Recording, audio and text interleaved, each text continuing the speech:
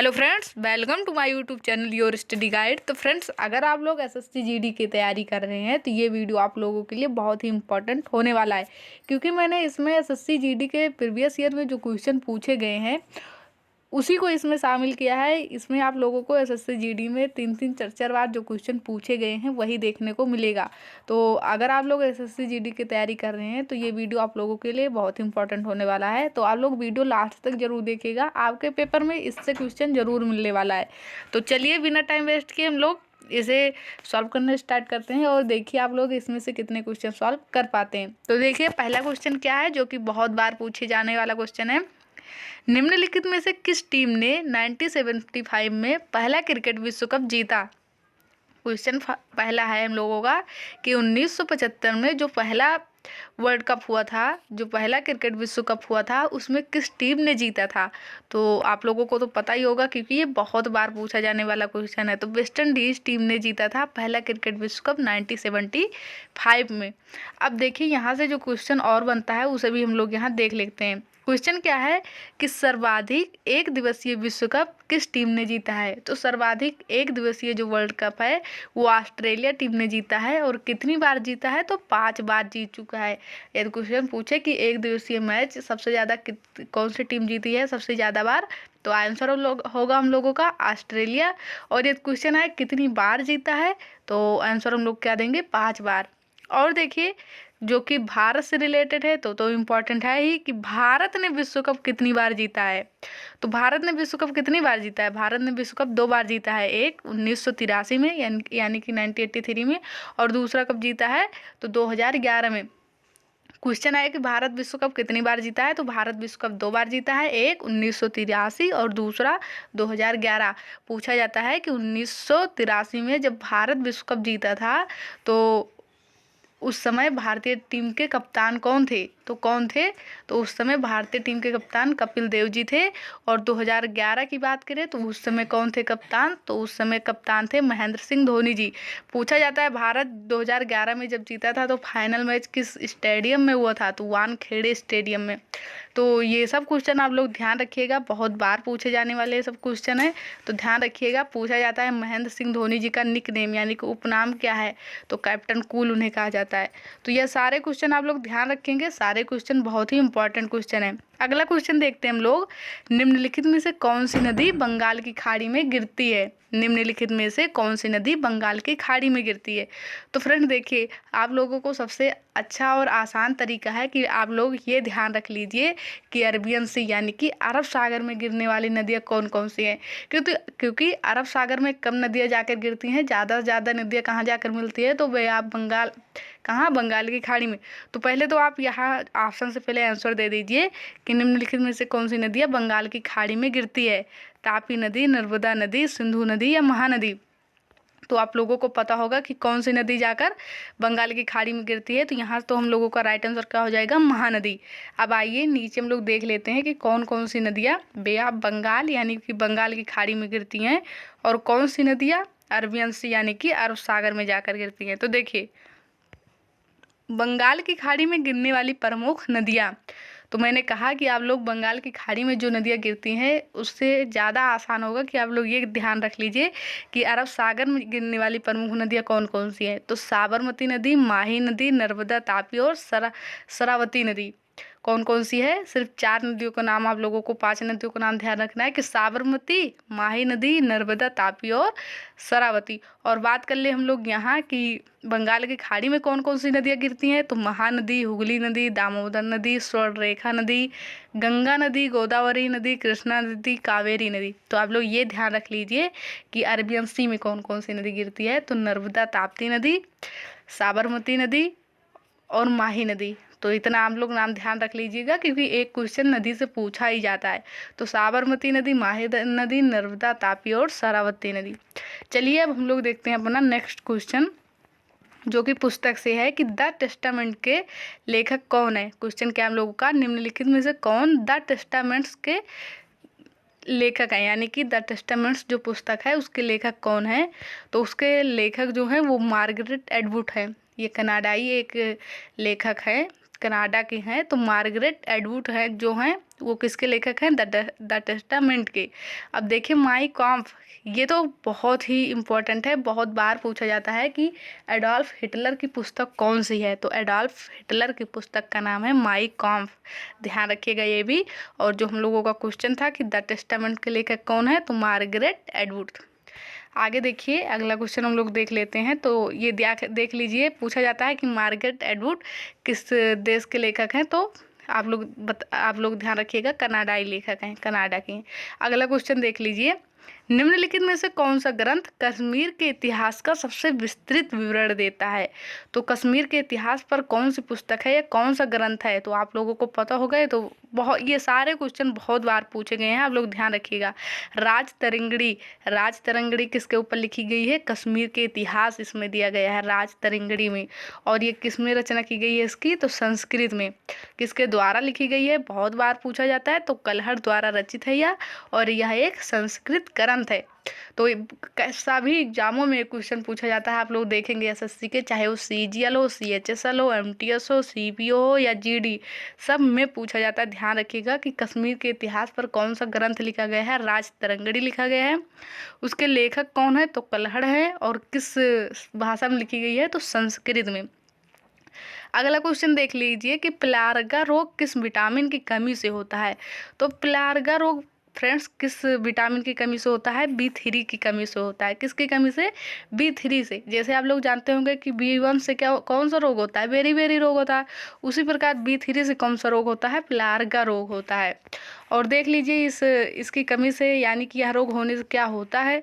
तो देखिए पिलार्गा रोग होने पर अनिद्रा यानी कि नींद नहीं आती, भूख नहीं लगती, पाचन संबंधी समस्याएं होती है, त्वचा संबंधी समस्या उत्पन्न होती है। और B3 का यदि रासायनिक नाम पूछ लिया जाए तो नियासिन होता है। आप लोग ये ध्यान रखिएगा, पूछा जाए B3 की कमी से कौन सा रोग होता है, तो पिलार्गा रोग होता है। इस रोग में क्या होता है? नींद नहीं लगती, उसके बाद त्वचा संबंधी समस्याएं उत्पन्न हो जाती हैं। और पूछा जाए B3 का रासायनिक नाम क्या होता है, तो नियासिन। आप लोग ध्यान रखिएगा।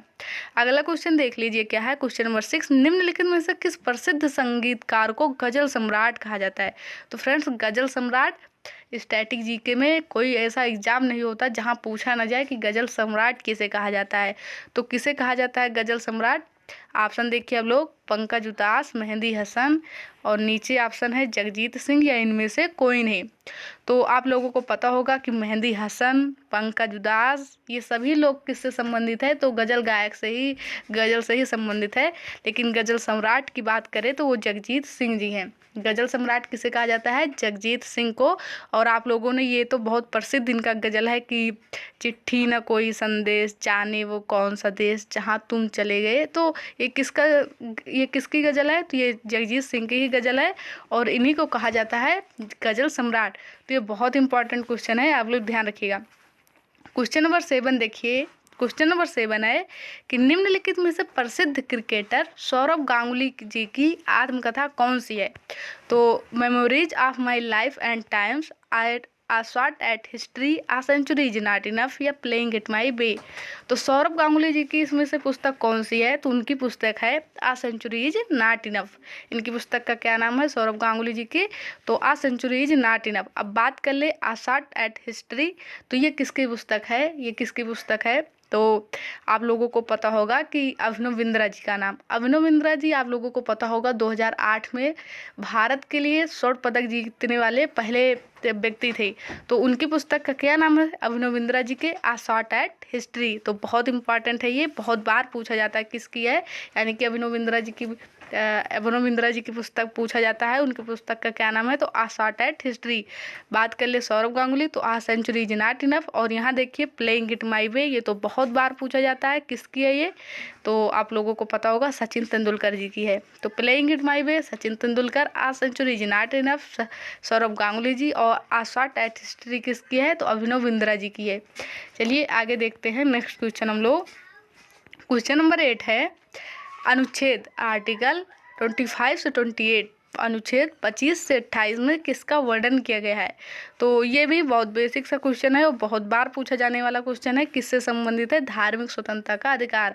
आप लोगों को पता है आर्टिकल 12 से 35 में किसका वर्णन किया गया है? फंडामेंटल राइट्स का, जिसमें 25 से 28 तक किसका है? धार्मिक स्वतंत्रता का अधिकार दिया गया है, ध्यान रखिएगा।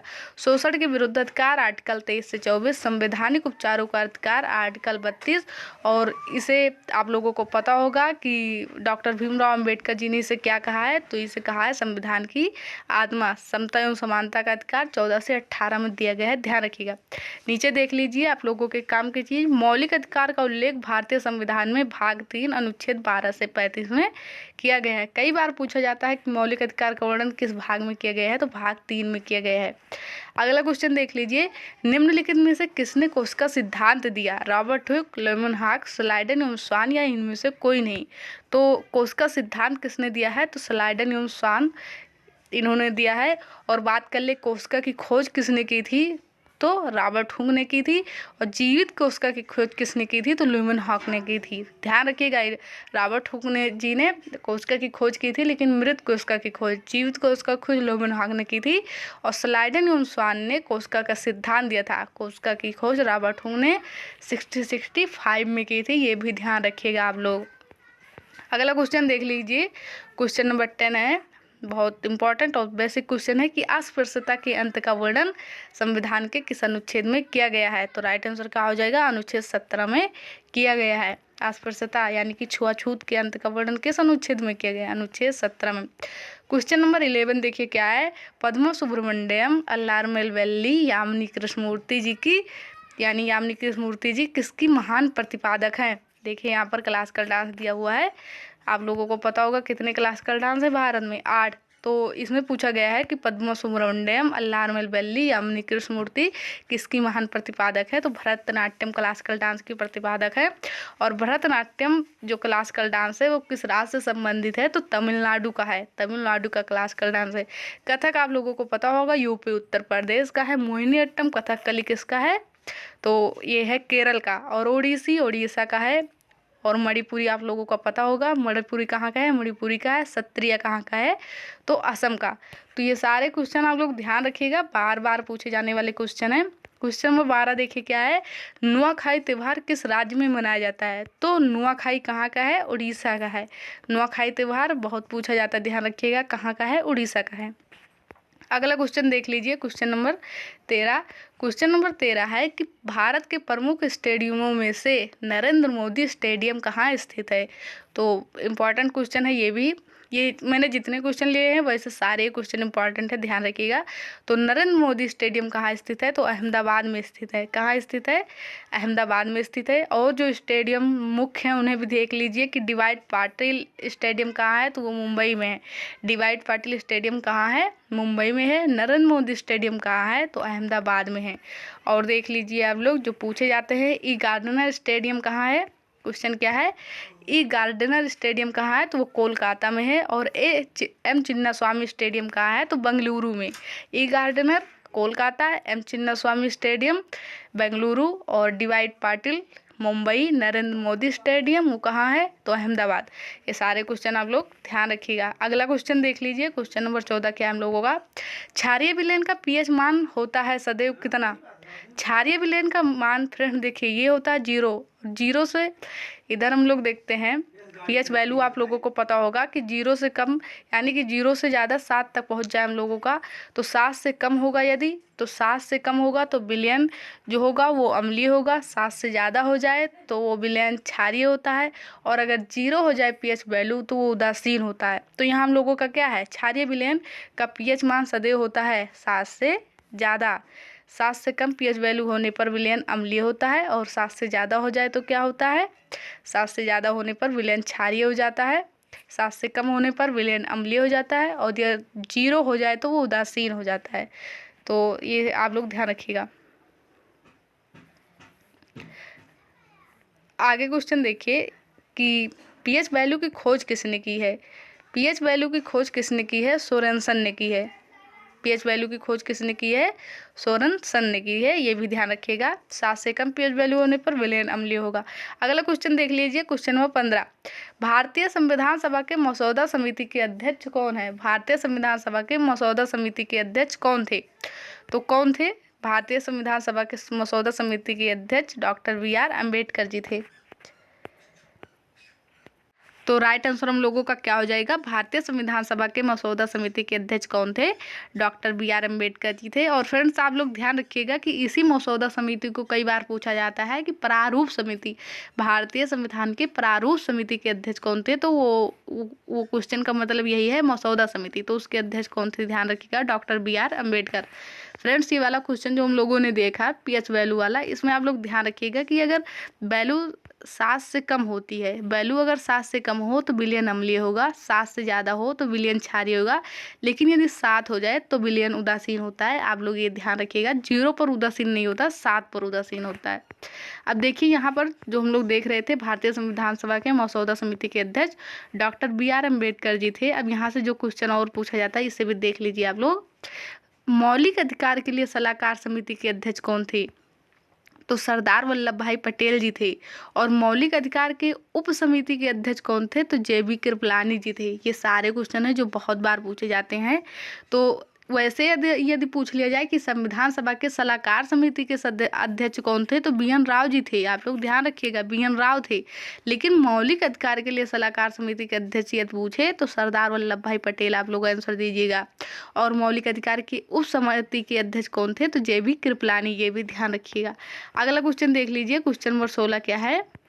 चितरई उत्सव किस राज्य में मनाया जाता है? चितरई उत्सव किस राज्य में मनाया जाता है? तो तमिलनाडु। आप लोगों को पता होगा चितरई, चित्रार्थी, जल्लीकट्टू, करगम, ये सब कहाँ के हैं? सब तमिलनाडु के हैं। राइट आंसर ऑप्शन ए है हम लोगों का। यहाँ नीचे आप लोग देख लीजिए जो तमिलनाडु से पूछे जाते हैं, चित्रार्थी, पोंगल, महामाया, पुथंडू कहाँ के हैं? तमिलनाडु के हैं। कहाँ के हैं? तमिलनाडु के। अगला क्वेश्चन देखिए, क्वेश्चन नंबर 17।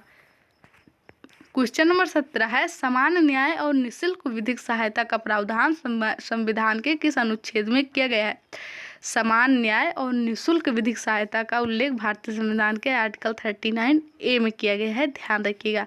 और यही बात कर लिया जाए आर्टिकल 40 और आर्टिकल 44। आर्टिकल 40 में पंचायत का वर्णन किया गया है और अनुच्छेद 44 में किसका वर्णन किया गया है? किसका किया गया है? समान न्याय संहिता का। तो ध्यान रखिएगा, ये सारे क्वेश्चन पूछे जाते हैं। अगला क्वेश्चन देख लिए, क्वेश्चन नंबर 18। अगला क्वेश्चन देखिए क्या है? महामस्तक अभिषेक त्यौहार निम्नलिखित में से कहाँ मनाया जाता है? तो महामस्तक त्यौहार जो है वो कर्नाटक में मनाया जाता है। कर्नाटक के कहाँ? श्रवणबेलगोला में मनाया जाता है और हर 12 साल में ये एक बार मनाया जाता है। तो महामस्तक अभिषेक त्यौहार कहाँ मनाया जाता है? कर्नाटक में मनाया जाता है और कर्नाटक के श्रवणबेलगोला में मनाया जाता है। हर 12 वर्ष में एक बार मनाया जाता है, ये भी ध्यान रखिएगा। अगला क्वेश्चन देखिए, क्वेश्चन नंबर 19। क्वेश्चन नंबर 19 है, करगम लोक नृत्य किस राज्य से संबंधित है? तो मैंने बताया करगम, चित्रार्थी, चिथरई, पोंगल, महामाया, ये सब कहाँ के हैं? ये सब है तमिलनाडु के। ध्यान रखिएगा। अगला क्वेश्चन देखिए, क्वेश्चन 20।